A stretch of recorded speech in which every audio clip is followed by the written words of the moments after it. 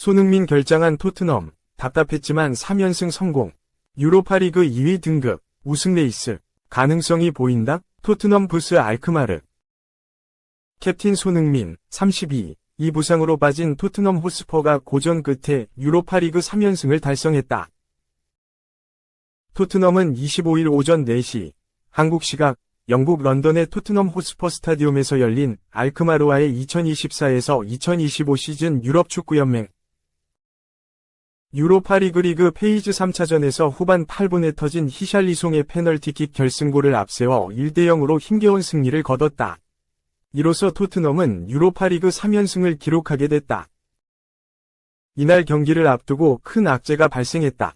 캡틴 손흥민이 또다시 부상으로 전열에서 이탈한 것. 손흥민은 지난 9월 27일 카라바크전을 마친 뒤 허벅지 부상을 입어 A매치 일정도 거른 채 20여일간 재활에 매진했다. 이어 지난 19일 웨스트햄 유나이티드전을 통해 복귀를 알렸다. 복귀전에서 나선 손흥민은 그야말로 명불허전 위 레전드급 기량을 펼쳤다.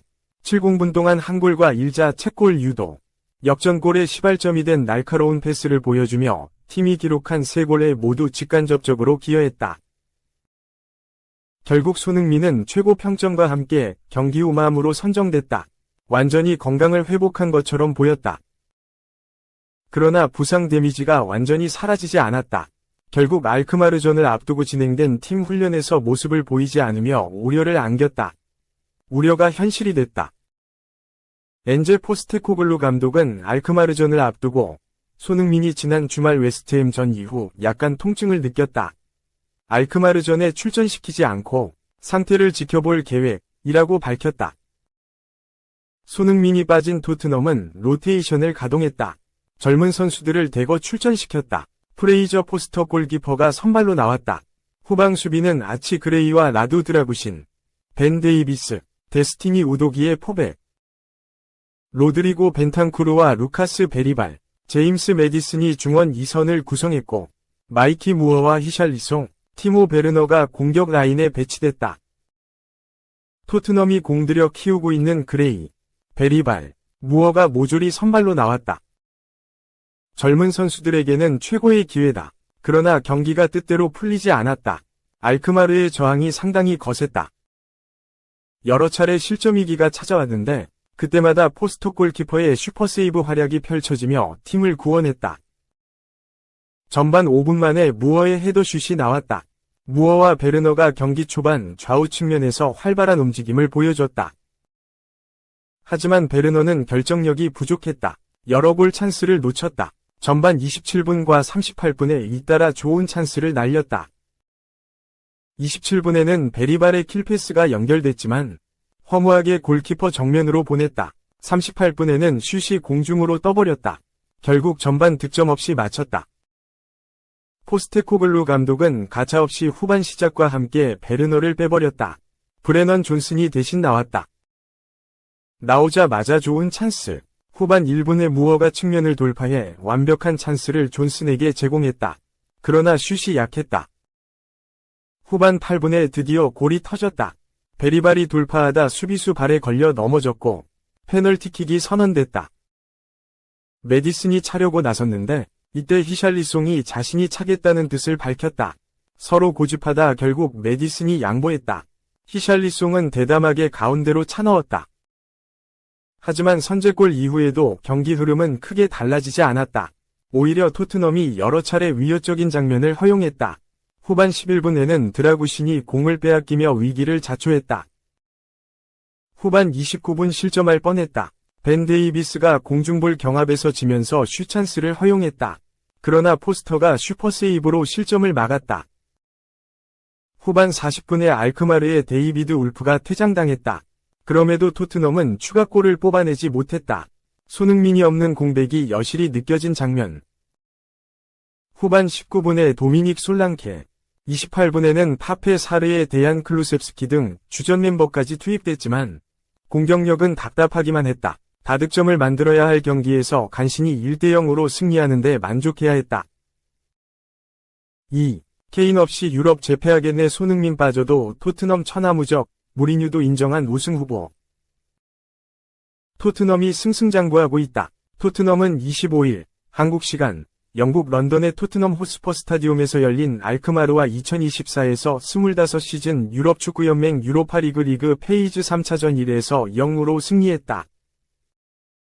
이로써 토트넘은 유로파리그 리그 페이즈에서 3연승, 승점 9으로 달리면서 라치오, 이탈리아와 승점에서 어깨를 나란히 했다. 그러나 골 득실에서 밀려 2위에 랭크됐다. 토트넘은 이날 손흥민 없이 알크마르를 상대했다. 경기 전날 엔지 포스테코글루 토트넘 감독은 기자회견에서 손흥민이 지난 주말 경기 이후 약간 통증을 느꼈다. 경기엔 내보내지 않고 상태를 지켜보려고 한다. 라며 일찌감치 결장을 예고했다. 손흥민은 지난달 27일 가라바흐, 아제르바이잔과 유로파리그 경기에서 햄스트링을 다친 이후 토트넘의 공식전 3경기에 잇따라 결장했고 지난 19일 4경기 만에 복귀전에서 웨스트햄을 상대로 정규리그 3호 골을 터뜨리며 화끈한 복귀전을 치렀다. 하지만 손흥민은 웨스트햄전 이후 부상 부위에 다시 통증을 느꼈고 포스테코글루 감독은 이번 주말 정규리그 경기에 대비해 손흥민에게 휴식을 주기로 결정했다.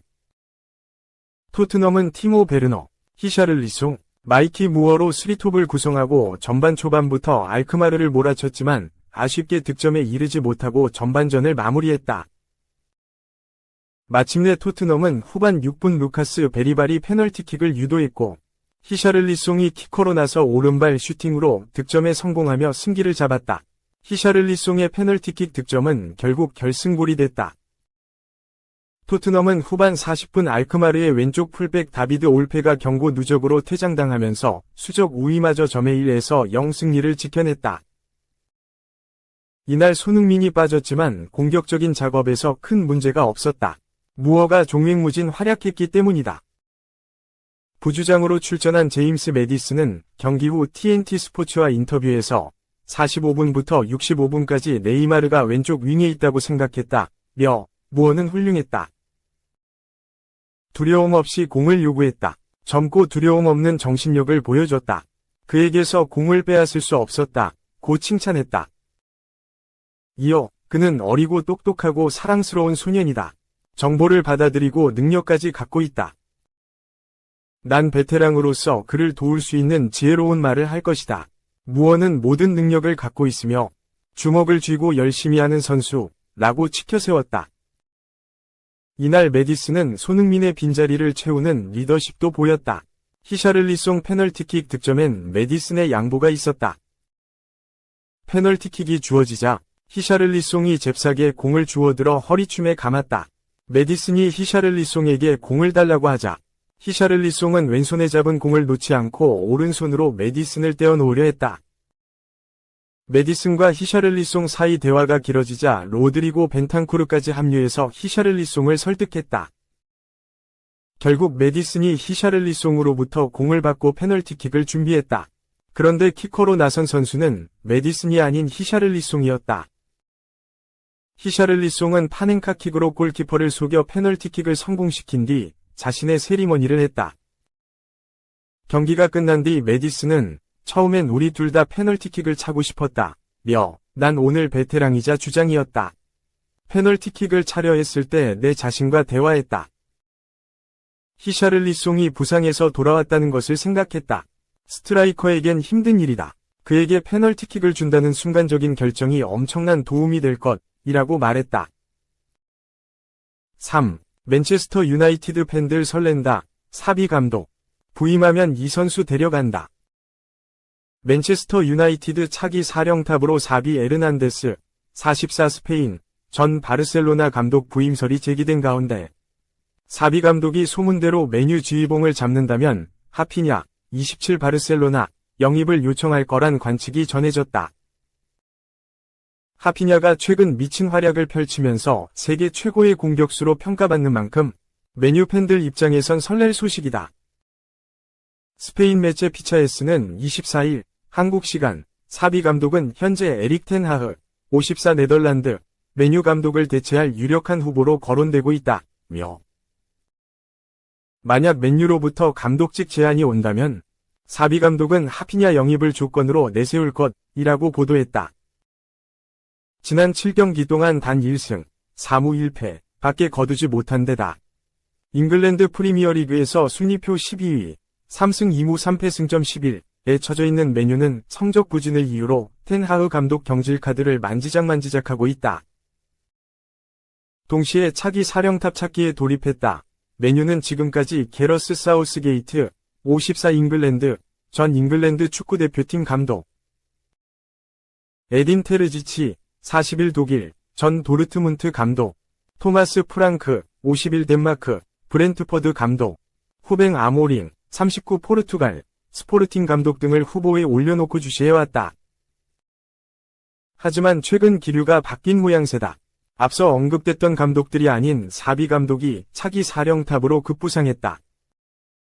특히 메뉴는 최근 사비 감독과 2차례 직접 만나 논의까지 나누는 등 구체적인 움직임을 가져간 게 포착됐다.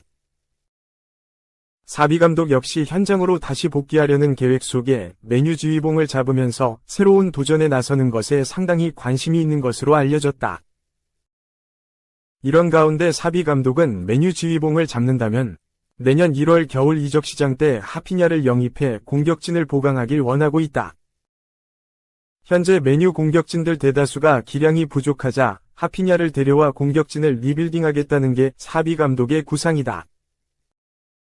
메뉴는 다만 사비 감독이 이 같은 요구를 원한다면 사비 감독을 선임하긴 어려울 전망이다.